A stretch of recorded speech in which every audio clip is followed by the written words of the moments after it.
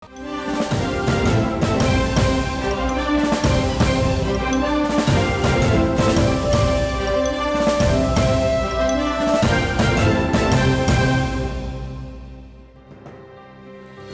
selamat malam pemirsa. Anda menyaksikan Presiden's Corner bersama saya Fitri Megantara. Kita akan melihat bagaimana Presiden dan Wakilnya menjalankan roda pemerintahan dan mengatasi berbagai persoalan selama sepekan. Inilah Presiden's Corner selengkapnya.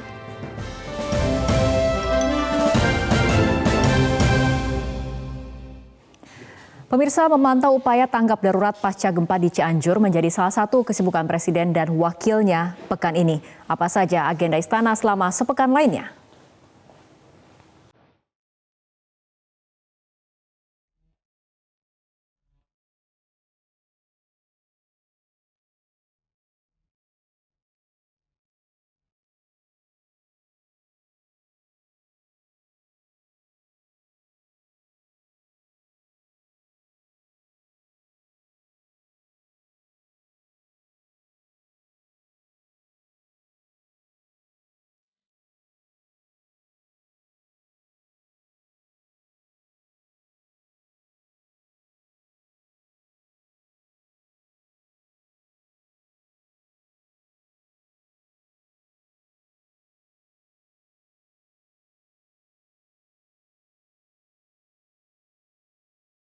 Saya buka Musyawarah Nasional Himpunan Pengusaha Muda Indonesia (HIPMI) ke-17 tahun 2022.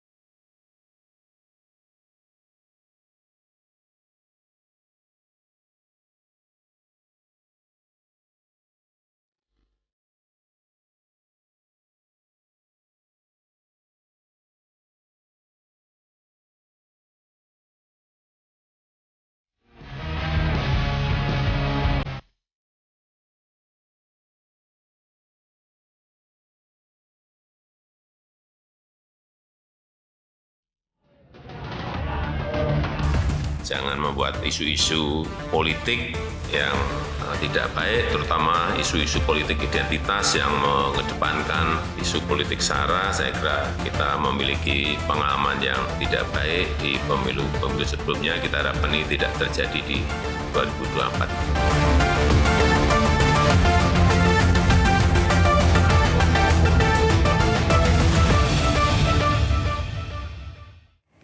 Pemirsa, tidak sedikit pakar yang mengatakan bagi bangsa yang menghormati keberagaman, politik identitas adalah sebuah keniscayaan. Namun politik identitas kerap dinarasikan secara sempit sebagai ancaman terhadap persatuan dan kesatuan yang terjadi a priori terhadap politik identitas.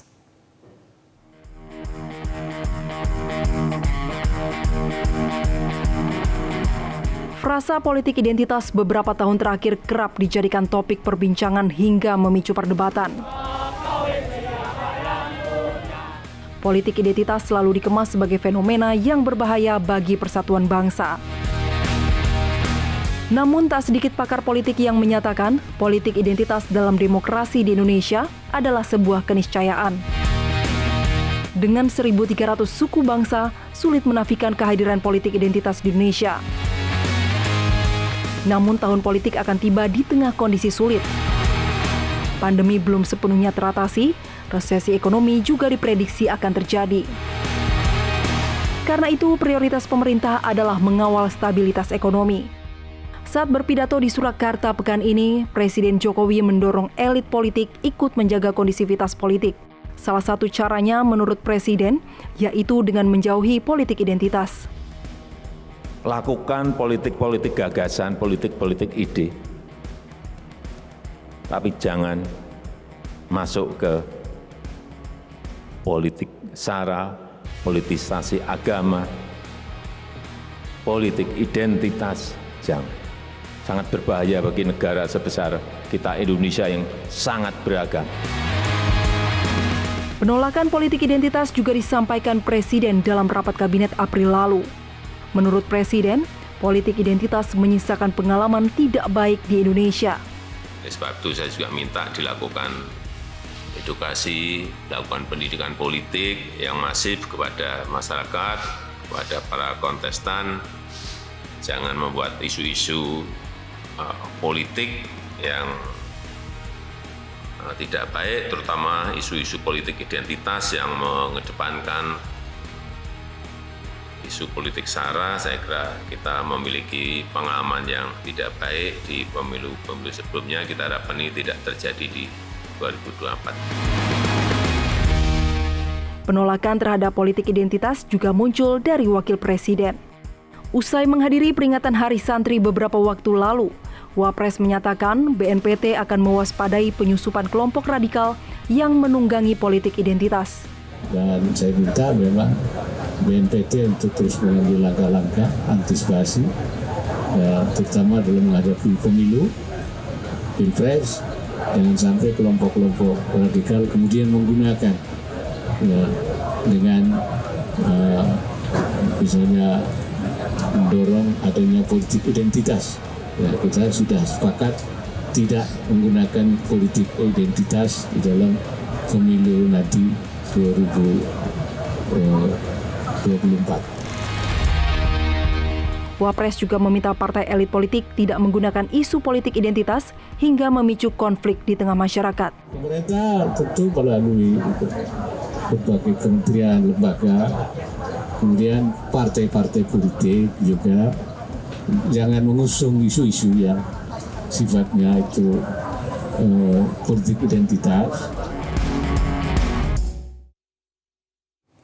Pemirsa, sebagai bangsa yang hidup di tengah ancaman berbagai bencana, bagaimana rekam jejak mitigasi di Indonesia? Informasinya kami hadirkan sesaat lagi.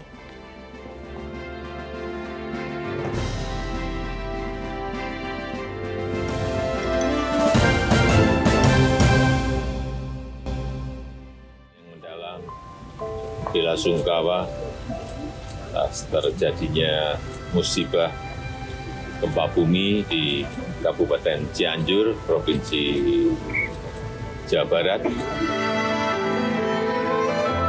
Penanggulangan bencana harus dilakukan secara terpadu, secara sistematik.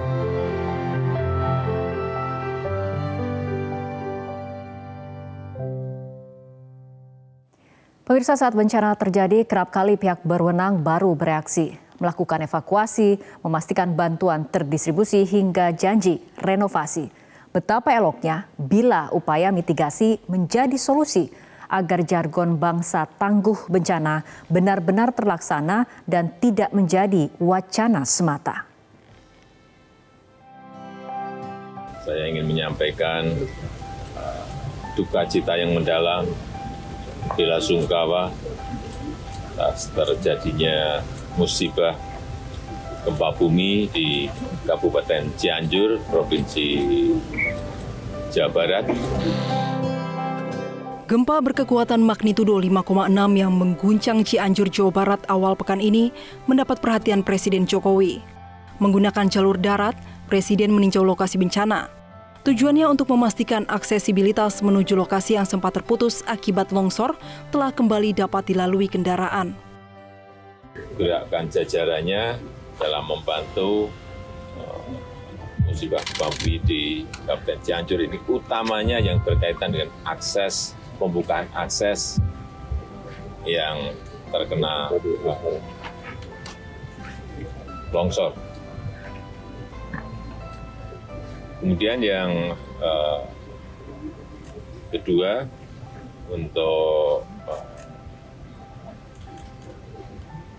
korban-korban yang masih tertimbun, saya juga telah perintahkan agar itu didahulukan, evakuasinya, penyelamatan didahulukan.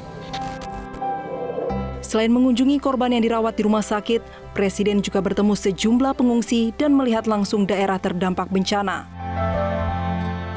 Presiden juga menjanjikan bantuan untuk perbaikan rumah warga yang terdampak gempa. Pemerintah akan memberikan bantuan, yang rusak berat akan diberikan bantuan 50 juta, yang sedang diberikan bantuan 25 juta, dan yang ringan diberikan bantuan 10 juta. 2 hari kemudian, Presiden Jokowi kembali meninjau lokasi bencana gempa di Cianjur. Selain memantau proses evakuasi korban hilang, Presiden juga memantau distribusi bantuan. Proses evakuasi menjadi prioritas saat ini.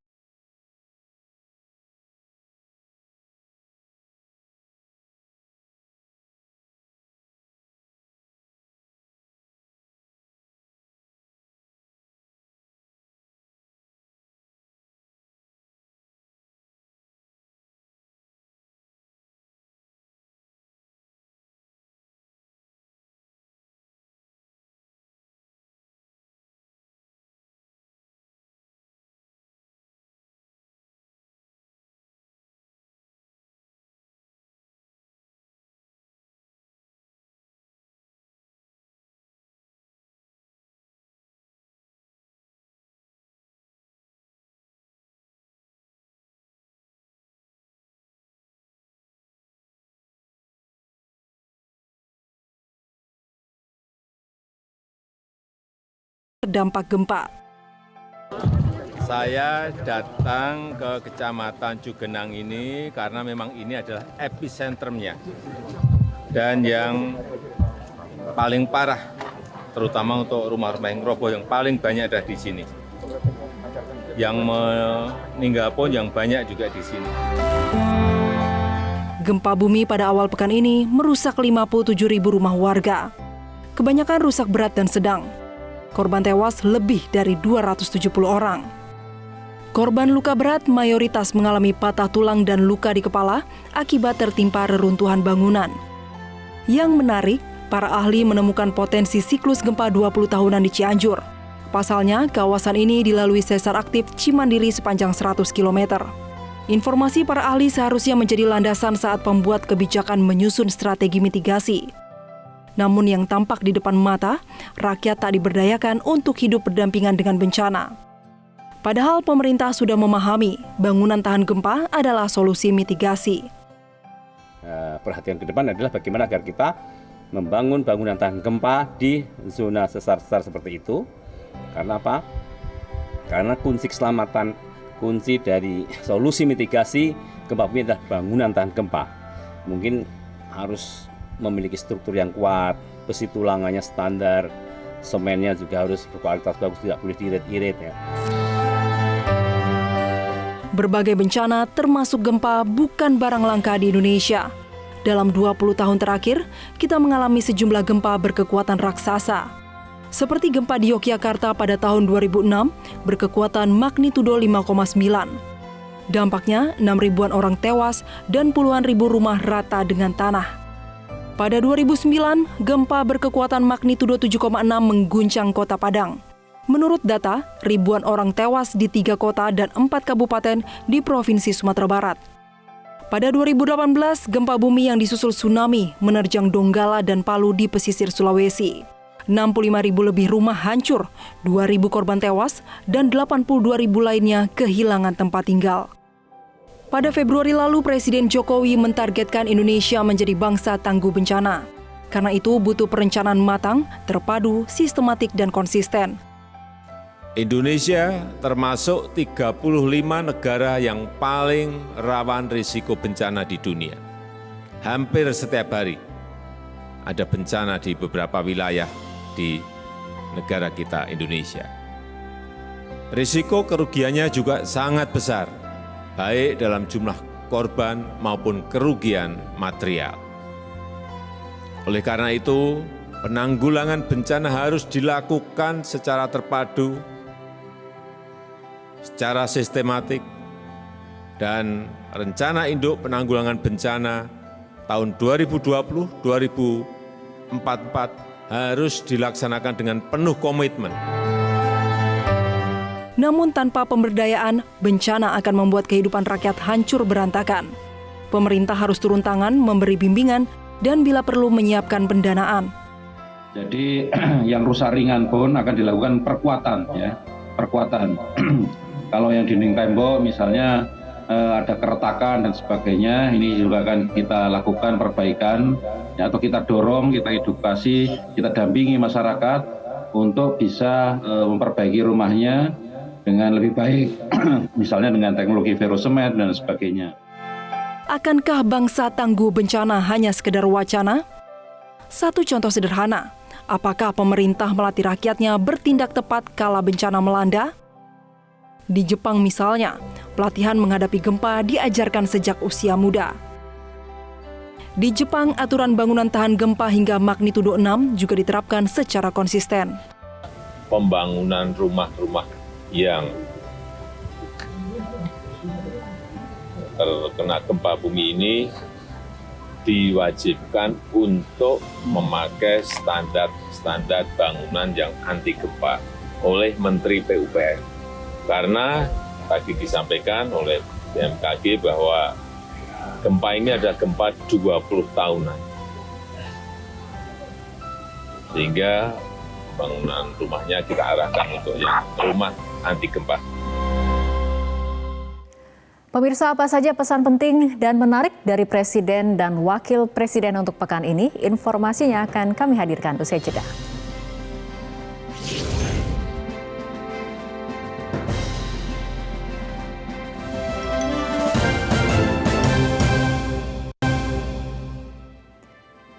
Pemirsa, saat belusukan ke pasar tradisional pekan ini, Presiden menemukan harga sejumlah bahan pangan mengalami kenaikan.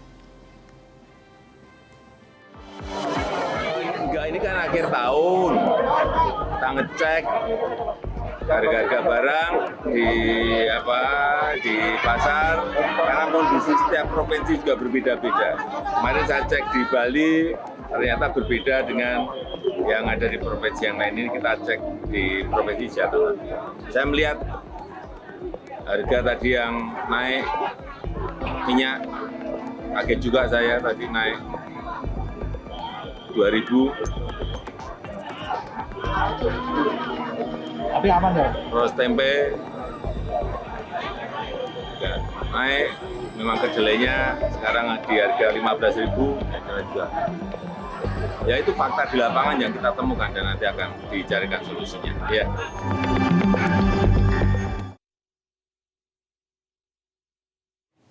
Sementara pekan ini Wakil Presiden menyatakan dampak awal resesi mulai terasa di Indonesia seperti gelombang PHK sejumlah perusahaan startup. Ya, saya kira karena ada resesi ya, ini sudah mulai terjadi ya PHK dari beberapa termasuk perusahaan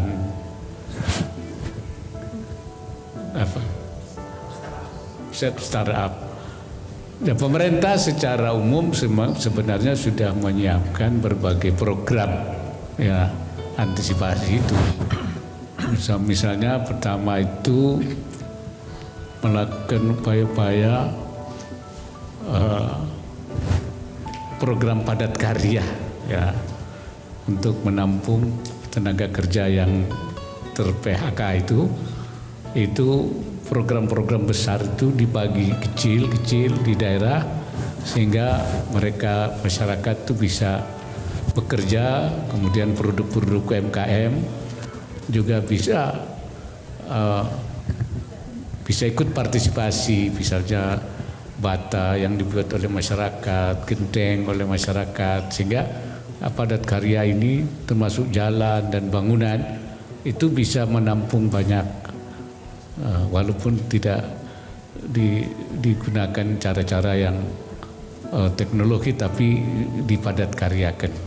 Kemudian pendidikan keterampilan vokasi, pendidikan vokasi yang mengarah pada kewirausahaan.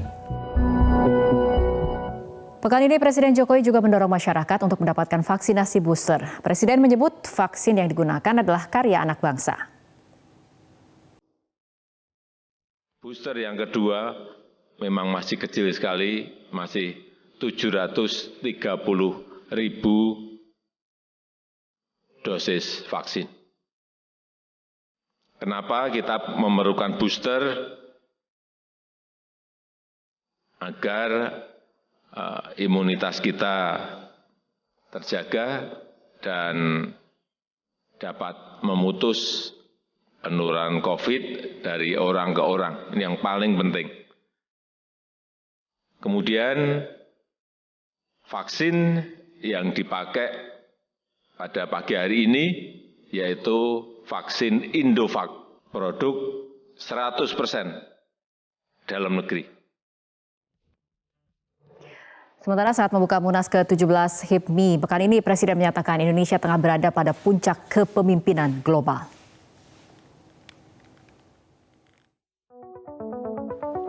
Kita baru saja menyelesaikan KTT G20 di Bali.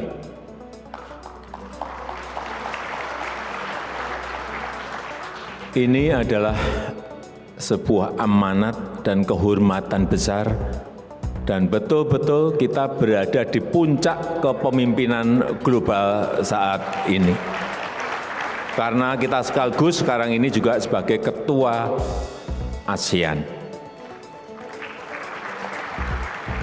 Apa yang ingin saya ingatkan, bahwa itu adalah sebuah kepercayaan yang tidak mudah kita peroleh. Kepercayaan. Kalau kita jadi pengusaha juga yang kita bangun adalah kepercayaan orang terhadap kita. Ini juga sebagai negara kita juga membangun kepercayaan internasional, kepercayaan global, kepercayaan negara-negara lain terhadap Indonesia.